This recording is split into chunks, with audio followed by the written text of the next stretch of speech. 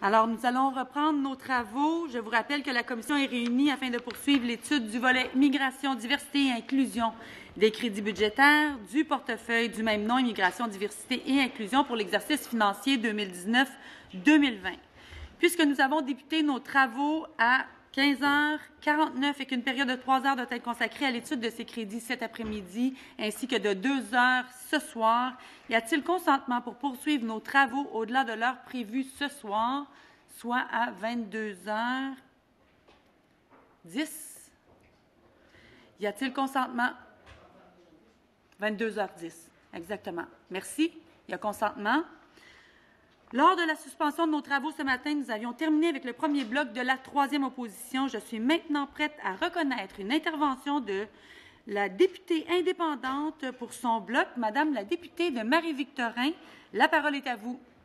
Merci, Madame la Présidente. Je suis très heureuse d'être ici à l'étude des crédits du volet immigration.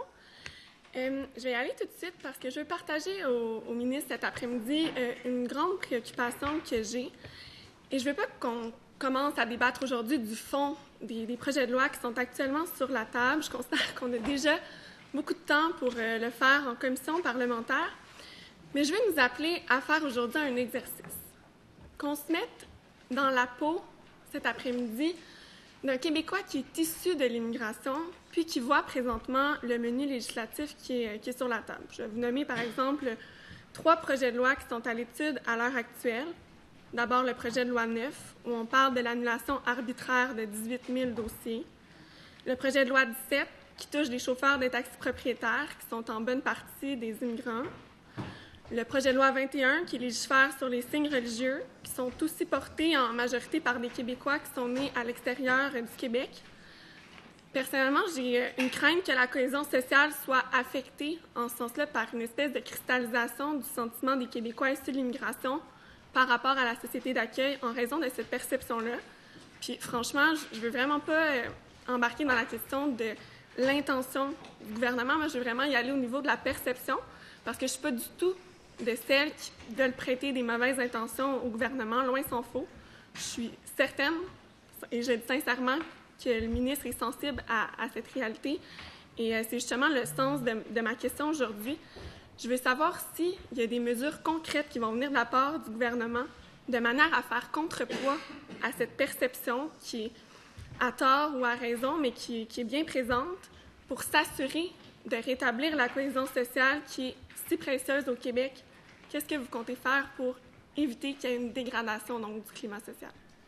Merci, Madame la députée de Marie-Victorin. Monsieur le ministre, la parole est à vous. Merci, Madame la Présidente. Je remercie la députée de Marie-Victorin pour sa question. D'entrée de jeu, prenons le projet de loi 9.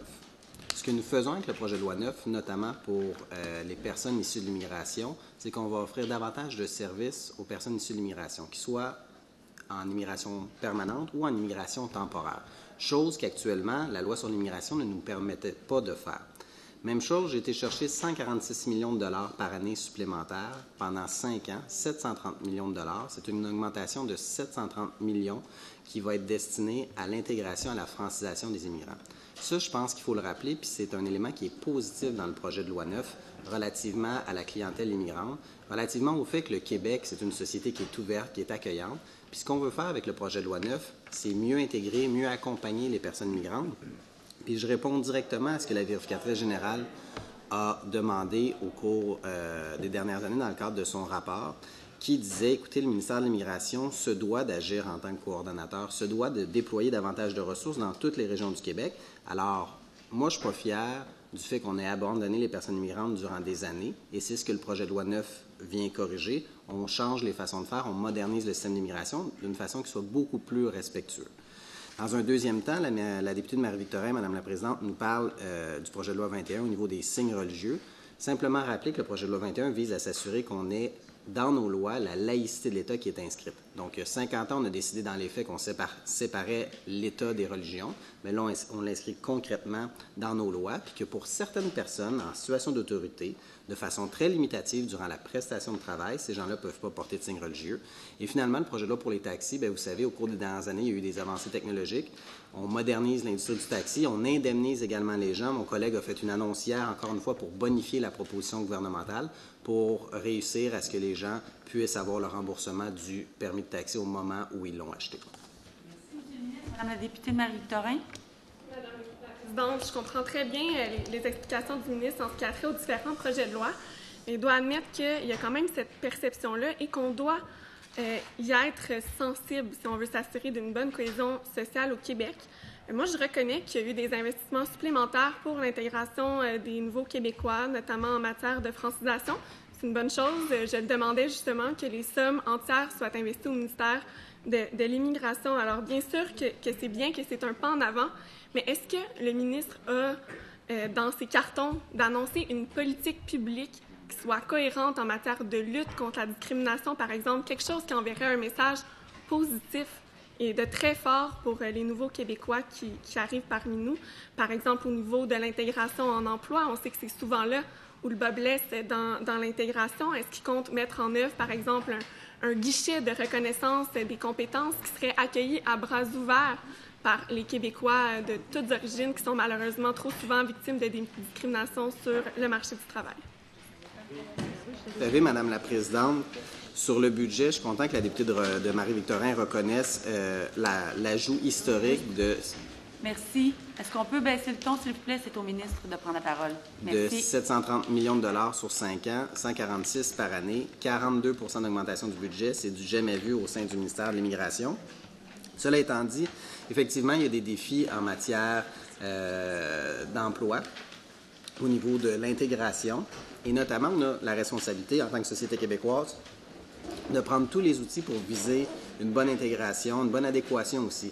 Mais ça signifie aussi que présentement, là, dans toutes les régions du Québec, les gens ils disent, écoutez, nous, on aimerait ça accueillir des personnes immigrantes pour venir combler les besoins du marché du travail. On est prêts à les accompagner. Il y a les communautés qui se mobilisent, les municipalités régionales de comté, les municipalités. Le Québec est une société qui est ouverte.